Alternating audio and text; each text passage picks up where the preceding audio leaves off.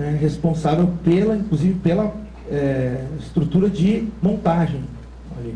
Então nós temos um setor que está crescendo significativamente.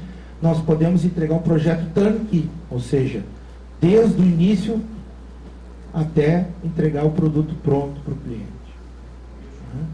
Então, agradeço a... Fernando, mais uma pergunta, se tu me permite. Por favor. Como é que a gente agrega a telefonia numa rede GPON aí, com o VoIP, por exemplo? Na verdade, o VoIP já é um serviço nativo do GPON. Ele é incorporado e ele já tem uma priorização, né, independentemente de QoS, ele tem uma priorização própria. O próprio GPON tem isso. Então, quando você for atribuir uma comunicação, você tem que dizer que tipo de comunicação você vai colocar ali, que fluxo de informação vai passar por ali. Então, por exemplo, se você atribuir aquele fluxo a VoIP, ele automaticamente prioriza aquela informação no sistema. Ele tem isso como uma característica nativa no sistema. O VoIP é tranquilo no GPON porque ele já é nativo. Posso tanto comprar uma ONU com um porta FXS, né? Sim, ou também posso colocar um ATA na internet e também faz a priorização? A princípio sim, né? Na verdade ele já tem um ATA. Não com tanta qualidade, mas ele faria também essa priorização das duas maneiras. O ideal é você vai acabar gastando mais se você comprar separadamente. Então eu te digo comercialmente que com o FXS incorporado o custo é menor. E a TV? Fala um pouquinho sobre a TV. RF, IP, o que tu acha? Qual é a tua ideia? Bom, eu na verdade acredito, isso é um ponto de vista meu, os dois sistemas vão coexistir. Né? Existe lugar para os dois. E existe aplicação para os dois. O vídeo sobre IP tem aplicações bastante pontuais e específicas. Mas quando a gente observa o seguinte, se a gente pegar um vídeo HD, esse vídeo HD, ele precisa, sem qualquer tipo de compressão, ele precisa uma banda de 20 megabits por segundo para um canal de vídeo. Se você trabalhar com conversão, essa conversão da melhor forma possível, isso cai para a faixa de 5 megabits por segundo. Bem, no momento que você tiver que trabalhar com IP, o GPON é totalmente funcional com relação a isso. Mas no momento que você tiver que fornecer um serviço de TV a cabo, em que você tem várias opções de canais, né, é preferível que você forneça um serviço que não tenha consumo de banda. Então você pode fornecer desde 50 MHz até 2.600 MHz, absolutamente todos os canais de TV. Seja, não importa, satélite, eu estou usando Sky, NET, TV aberta, enfim, todos. Qual o consumo de banda nesse caso? Absolutamente zero. Então eu estou reservando a minha banda para outras aplicações. Inclusive, talvez até mesmo o vídeo, né, sobre IP, no caso. Então, as duas situações elas vão coexistir. Isso no meu modo de ver. Cada qual com uma aplicação pontual. E o GPON admite as duas.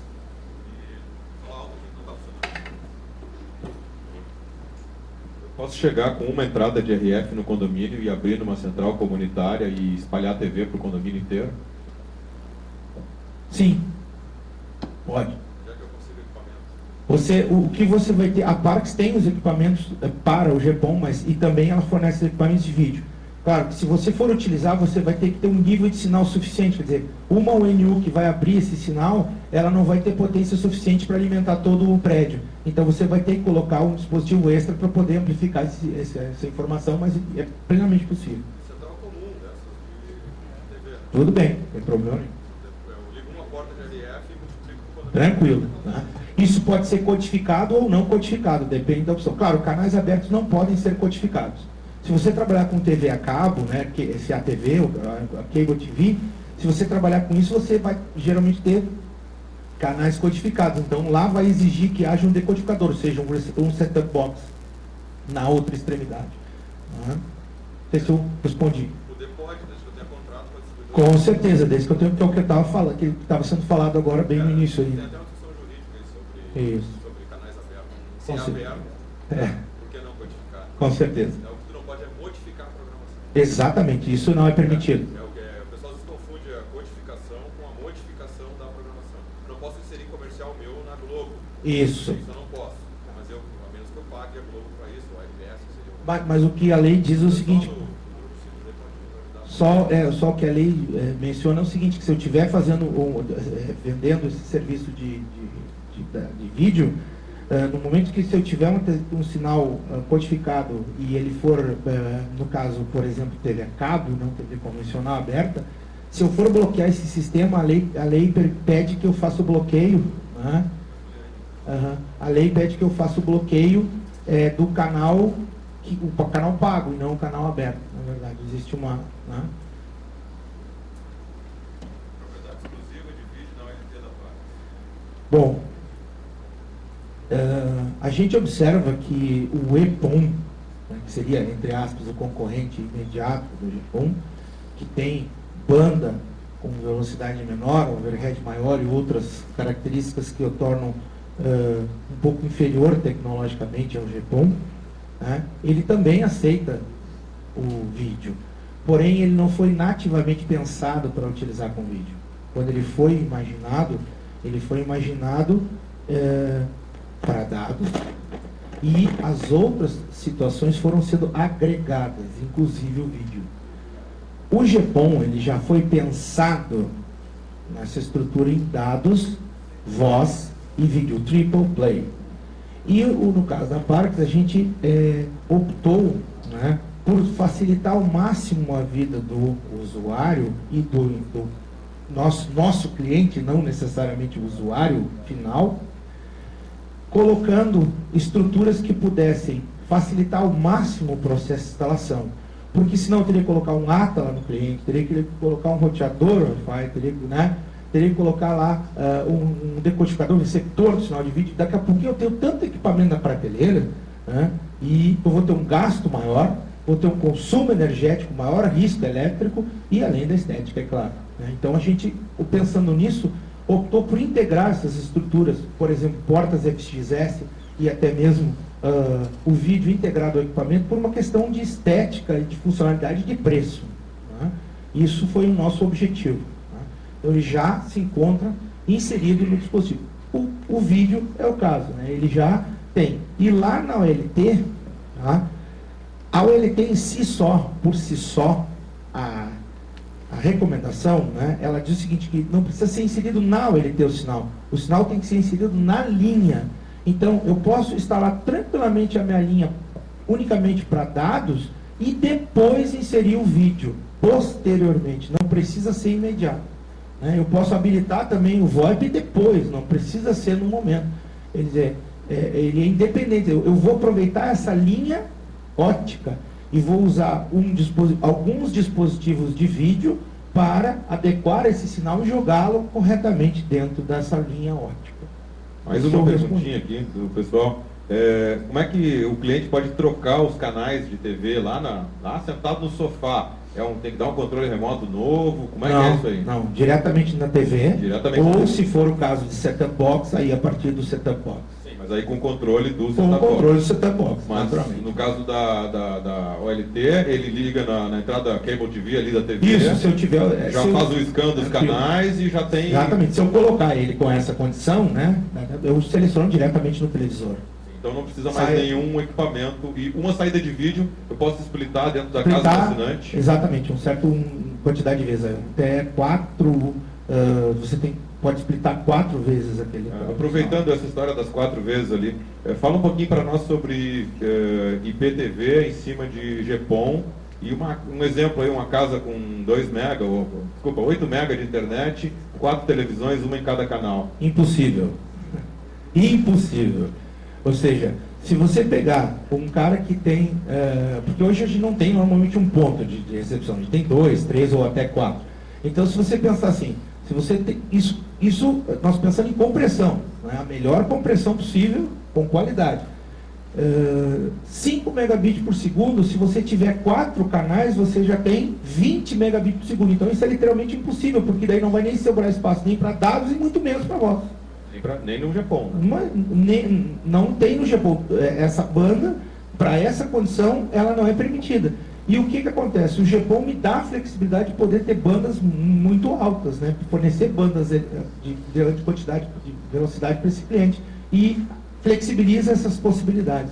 Hoje o cara que tiver uma banda aí de 1 megabit por segundo e insistir nisso, infelizmente vai sucumbir. Não vai conseguir permanecer no mercado. O cliente vai dizer assim, não, eu vou pegar tal cliente, ele me dá o mesmo preço, mas ele me dá tal condição, ou me dá um diferencial. 1 megabit por segundo, o cara vai sucumbir, infelizmente. Né? A minoria vai sobrar. Eu não sei se é muito a tua área, mas o DTH ele tem alguma limitação de banda e de canais?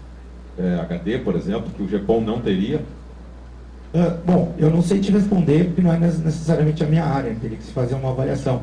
Mas o GPON não tem, eu te afirmo, o GPON não tem essa limitação, no caso, né? Claro, se você pensar em IP, sim, mas na estrutura do GPON que ele está nativo para trabalhar com vídeo, não tem. Agora, eu não saberia te responder comparativamente, eu prefiro não responder, porque eu poderia até responder alguma coisa equivocada. Então, eu poderia entrar pela porta RF com diversos canais HD, então é isso. Tranquilo, mas sem problema nenhum. Você pode entrar com uma porção de canais HD, seja até... Desde que eu encoderize em HD na outra ponta, nenhum problema. Na casa do assinante isso é transparente. Problema zero, nenhum. Então me sobra lá 30 MB, 34 MB para dados e mais 70 canais de vídeo. Essa é a ideia do GPON. Ou mais. Hoje são 70, mais ou menos, o pessoal coloca. Ok, é isso aí. Essa pergunta, a gente discutiu algumas questões em função de IPTV e RF. A gente sabe que o RF tem uma perda muito maior no momento que tu explita ela, porque por ela trabalhar numa condição diferente no caso da banda 1550 ou outro 1310, na hora da splitagem, tu tem uma perda, tu tem que te preocupar também com a banda do vídeo, porque no momento que tu junta lá na ponta, lá no GPON, lá no final tu vai explicando, lá na ponta tu tem uma perda maior de RF. Então essa preocupação é como calcular o RF para que lá na ponta tu tenha o sinal de RF em condições de poder verificar a imagem, né? Assim, fazendo uma correção até já, a perda não é maior, ela é menor. Por que ela é menor? Porque em 1550, que é justamente o sinal adotado, né, o comprimento de onda adotado pelo vídeo, a perda ótica na fibra em dB por quilômetro é menor. Então, se você pegar essa janela aqui, eu vou te mostrar, vou avançar aqui até só para mostrar rapidamente aqui no slide, eu vou te mostrar que a perda em 1550 é menor. Isso que eu não estou nem com uma fibra, por exemplo, demonstrando naquela figura ali, o zero water peak, né? o low water peak, né? Aqui, deixa eu chegar no slide que eu já mostro aqui, só um pouquinho mais para frente aqui.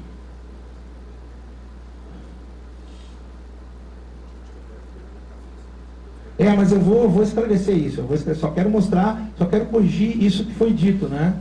Então, aqui, já estou chegando lá, aqui, comprimento de onda de 1550, perda menor. Então está comprovado tecnicamente, em 1550 a perda é menor. Para dados a perda é menor. Qual é o detalhe? A splitagem, você não tem mais perda, você tem a mesma perda que dados. A mesma perda. O que você tem que fazer?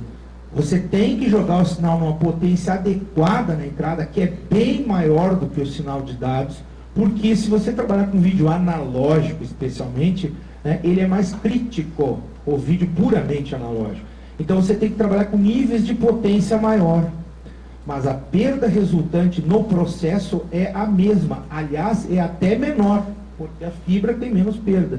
O que você tem que fazer é um projeto adequado, calculado de maneira correta, porque ele é casado com os dados, ou seja, os dados e o vídeo vão ter que funcionar harmonicamente. Se funcionar, se tiver um cálculo adequado para o sinal de dados, né, naturalmente o sinal de vídeo estará apto a funcionar ali também, com uma potência correta disparada lá na partida central. Isso eu respondi.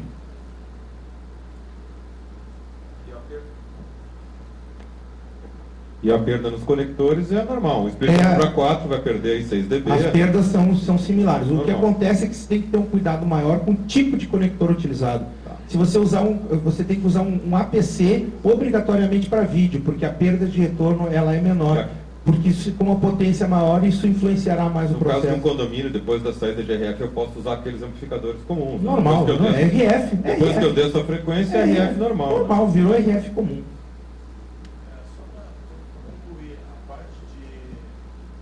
só pra, não quero insistir, mas só para concluir, lá no cliente, a sensibilidade de RF, ela é inferior à sensibilidade de dados, né? Eu tenho que jogar mais potência. Isso, lá no não é que ela é inferior, não é que ela é inferior, para chegar com a mesma potência. Você tem que chegar com nível de potência maior para sensibilizar de maneira adequada aquele dispositivo para que não ocorram ruídos ou outros problemas de recepção. Então, os dados, na verdade, são puramente digitais, né? Não são necessariamente analógicos. Então, assim, se funcionar em analógico, amigo, vai funcionar qualquer coisa ali dentro. Então, a princípio, se você fizer funcionar de maneira adequada no analógico, qualquer outra coisa vai funcionar ali dentro. Funciona na TV, o resto... O resto funciona. Então, claro, tem que ter um projeto correto, né, pessoal? Tem que ter um projeto bem feito. Pessoal, tenho mais 2 perguntas e fiquem à vontade aí pelo Twitter ou levanta o braço, aí a gente vai lá. Tem mais 2 ali no Twitter. Eu vou fazer as 2 do papel, depois vamos para o digital aqui, eu já boto na tela. No caso de uma aplicação bem comum aí para os provedores de internet, uma empresa na mesma cidade quer ligar matriz e filial. Como é que o GPON se comporta e se tem alguma coisa que eu posso fazer automático, sem precisar botar um hardware em cada ponto? Sim. O GPON, o nosso equipamento, agora mais 0,3% de comercial. Nem eu 20, tá 0,3, né? Estou em 0,3, estou bem. Então é o seguinte, o nosso equipamento, de novo, o único equipamento no mundo que tem um anel, uma estrutura para construir um anel óptico incorporado nele. Então eu já tenho nativo 2 portas que permitem que eu faça uma construção de um anel óptico em RSTP, Rapid Spanning Tree. Tem que ser o RSTP, é um protocolo. Essa construção permite que eu coloque um SFP, por exemplo, que eu tenho uma distância de 70 km entre uma OLT e outra. Então eu posso ter até 44 OLTs ligadas dessa forma, cada uma delas atendendo 512 assinantes. Bem, com relação então a isso, eu tenho lá uma matriz e filial que estão em pontos separados, que é plenamente possível realizar. OLTs diferentes, tranquilo. Diferentes. Eu posso, inclusive, isso é claro que será feito por VLANs, né? Por VLAN, né? Eu vou, no caso, segmentar o meu tráfego de forma que eu possa ter uma rede mútua entre as duas, como se eles estivessem fisicamente conectados entre si. Isso é tudo resolvido diretamente no anel, na estrutura da OLT, sem precisar passar por qualquer tipo de roteamento externo ou então até um switch que seja adequado para essa função. Isso é resolvido diretamente na própria OLT, quer dizer, eu posso ligar portas diferentes, OLTs diferentes e posso... entrou uma nova filial, não tem problema, eu coloco no processo, faço o port bridging ali, pronto, elas estão funcionais. Pergunta do Guilherme. A Park fabrica adaptador SFP? Não, ela não fabrica. Ela só, no caso, insere nos seus produtos SFP já produzido, né? Mas o que acontece é o seguinte, só salientando, quando nós fomos fazer a regulamentação da Anatel, nós tivemos que levar alguns modelos de SFP para que eles pudessem ser incorporados no equipamento e então serem homologados, né, na estrutura. Então, quando a gente, sempre nós orientamos o cliente e vendemos com os SFPs próprios para isso, ou seja, eles são já homologados na Anatel, então tem alguns modelos, uns 15 modelos, marcas diferentes, na verdade nem modelos, né, marcas, você pode optar entre um deles, se for o caso. Tem uma listinha de compatibilidade. Exatamente. Mas a gente recomenda que seja dentro desses que nós já foi feita essa homologação, né? Mais perguntas aqui, Fernando. Na verdade, uma pergunta que eu achei bem interessante aqui, que chegou para mim, no caso de uma prefeitura lá, eles querem numa sinaleira lá colocar uma câmera analógica. Eu posso sair com o canal de RF de uma ONT, né? ONU, desculpa, e ligar a câmera diretamente? Ou tem que ser IP? Olha, nesse caso, né, você vai perder a flexibilidade do sistema, mas tem que ser o IP. Por quê? Porque, na verdade, quando você fizer isso, se você fizer, você perde a capacidade de toda a flexibilidade que você tem no IP, de trabalhar essa informação.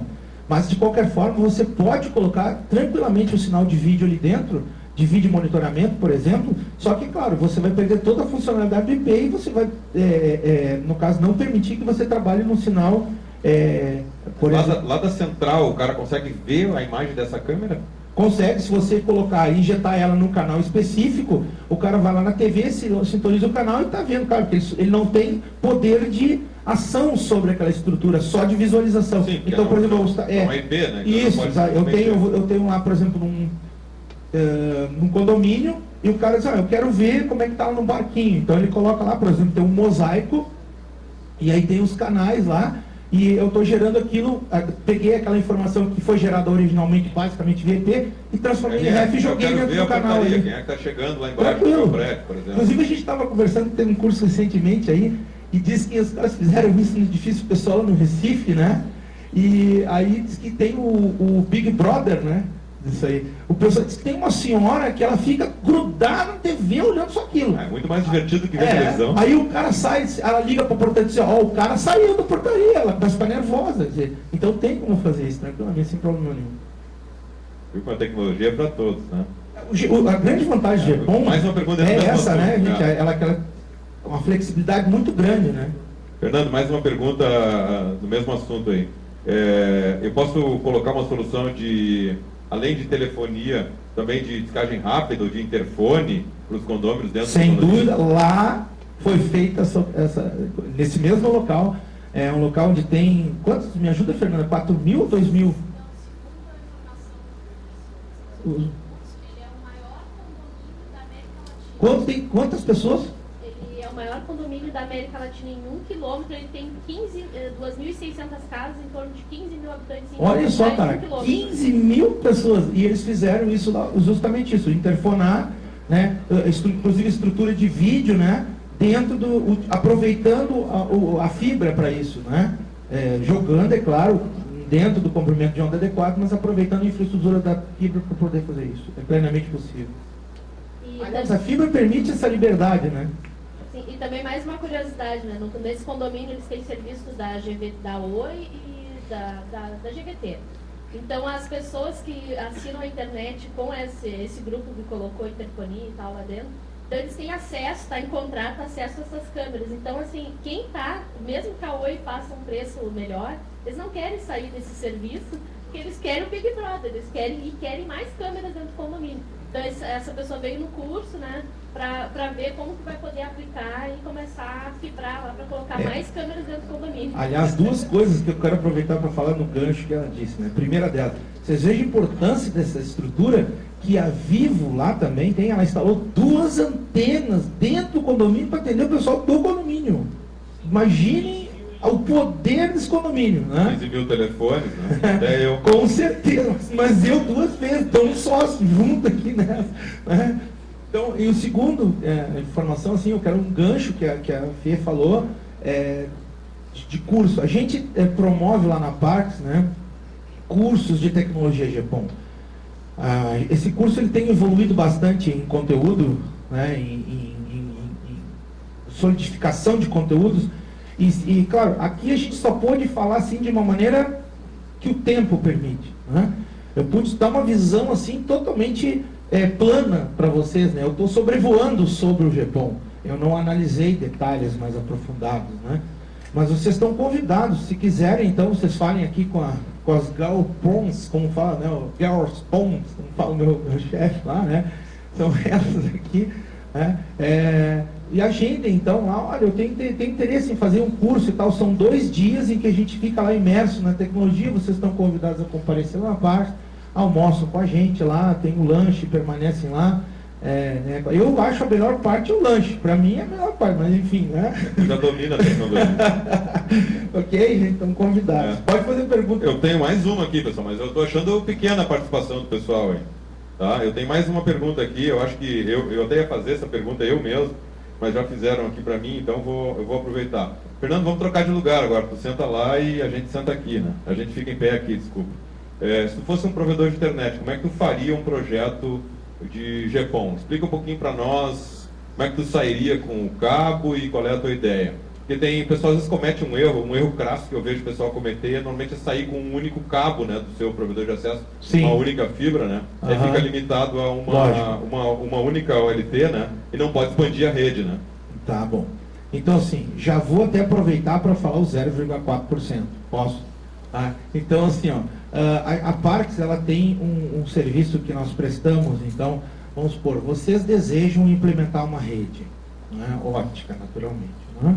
A gente tem um serviço que não tem custo, né, é isento de custo, independentemente de você contratar ou não nosso serviço posteriormente, em que a gente dá toda uma assessoria a essa estrutura, ou seja, escolhendo os equipamentos adequados.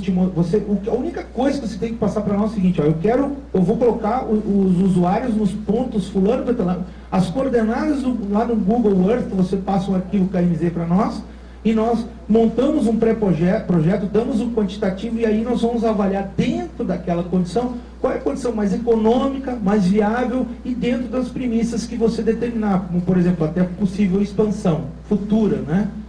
Então a gente vai evoluir dentro desse processo. Então seria uma coisa mais pontual, né? Eu poderia fazer uma coisa muito mais personalizada, mas de uma forma mais aberta, assim, respondendo, você, naturalmente, no teu projeto, primeira coisa que você tem que fazer, então, é fazer um levantamento dos clientes por situação geográfica, né?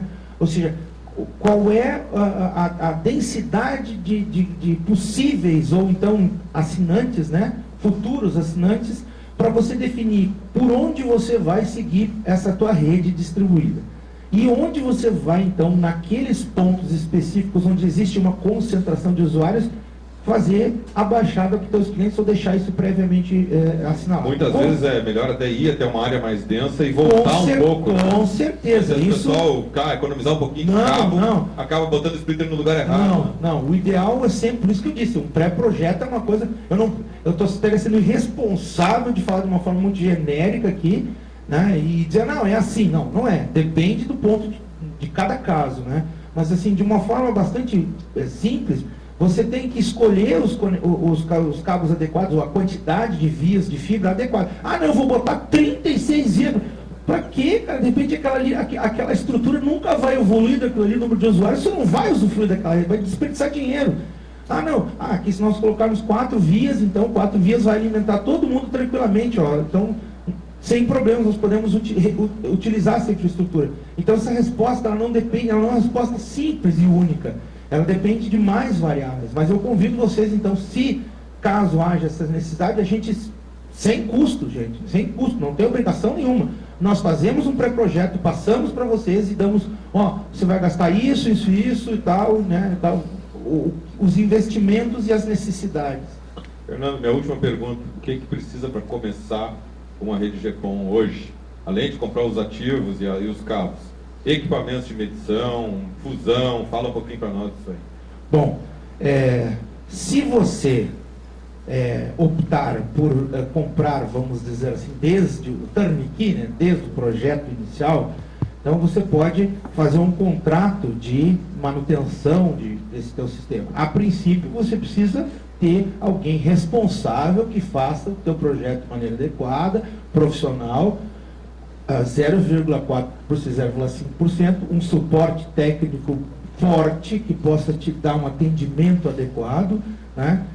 Então, a princípio zero, nada disso aí, claro, contratando uma empresa adequada. Mas se você quiser então passar para outros passos, eu vou gerir essa rede, claro, eu vou instalar essa rede. Então, o caso aqui da maioria, acho que todos aqui, eu vou gerir essa rede, eu quero me virar, eu vou subir no poste, eu vou passar. No caso disso, você vai precisar, dependendo da quantidade de fibras que você tem de ativos, enfim, você vai precisar de um equipamento para realizar a fusão. Muitos, como existem associações, né, o pessoal compra um equipamento e que fica cooperativado, em regime de cooperativa, esse equipamento. Não sei a nível de custo de cada um, né, de aquisição desse equipamento, mas eu vou precisar desse. O primeiro passo é uma máquina de fusão. É uma máquina de fusão. Vou ter que ter naturalmente uma máquina de fusão para poder medir.